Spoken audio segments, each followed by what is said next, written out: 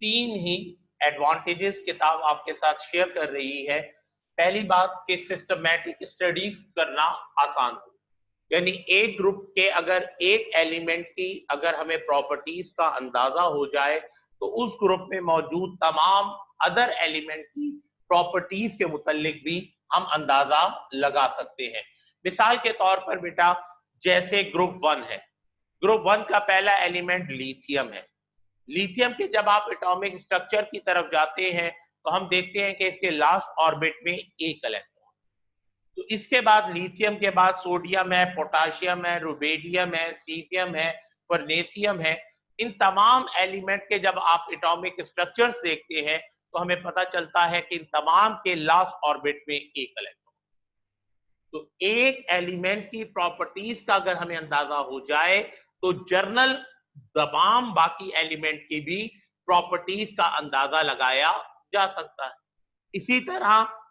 Lithium को जब हम मजीद देखते हैं तो रिएक्टिव मेटल है और वाटर सॉल्युबल मेटल है, और वाटर में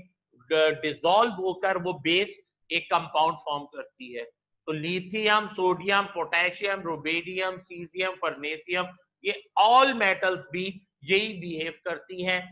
वेरी रिएक्टिव मेटल्स हैं, वाटर के साथ रिएक्ट करती हैं और वाटर सॉल्युबल है, और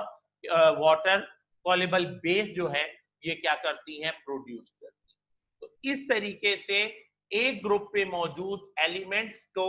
में एक एलिमेंट के मुतालिक भी अगर हम बेहतर तौर पर जान लेते हैं तो उस ग्रुप के जर्नल प्रॉपर्टीज को समझने में हमें क्या रहेगी, आसानी रहेगी।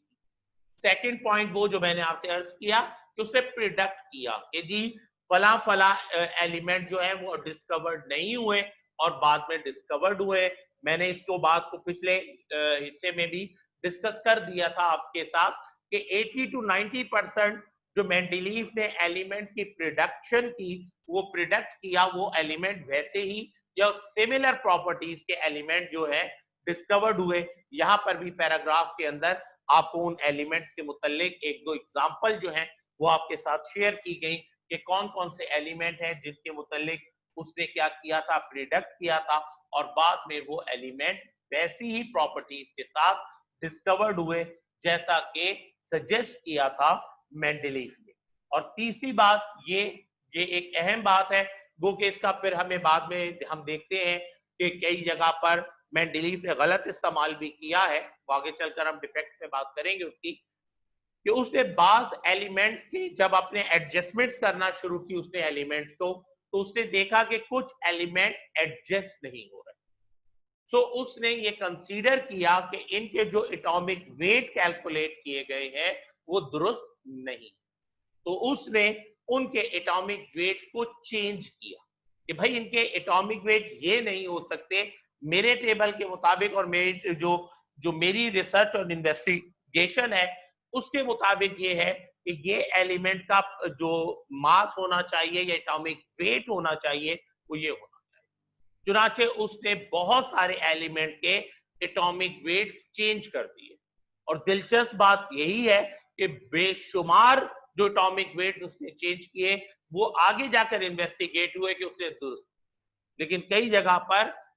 इंसान है अपने आप को बेहतर समझना शुरू कर देता है, तो बाज जगह पर उसने जो एटॉमिक वेट करेक्शंस की वो दुरुस्त नहीं की। बाद में इन्वेस्टिगेशन से पता चला कि उसने जो उनके एटॉमिक वेट कंसीडर किए हैं वो दुरुस्त नहीं है, लेकिन ये भी अपनी जगह एक अहम बात है कि उसने एलिमेंट के एटॉमिक वेट्स को देखकर उनके मुतालिक ये राय दी कि ये इनके एटॉमिक वेट दुरुस्त नहीं है, और ना सिर्फ ये बल्कि उसने अपने टेबल के लिहाज से उनके एटॉमिक वेट दुरुस्त किए, और जब दुरुस्त किए तो ये बात भी हमारे सामने आई कि उसके दुरुस्त किए गए एटॉमिक वेट बिल्कुल सही साबित हुए, और जिन एलिमेंट के उसने कुछ एलिमेंट के एटॉमिक वेट जो उसने रिवाइज किए वो बिल्कुल दुरुस्त थे। वाकई जो पहले उनके एटॉमिक वेट कैलकुलेट किए गए थे वो दुरुस्त नहीं।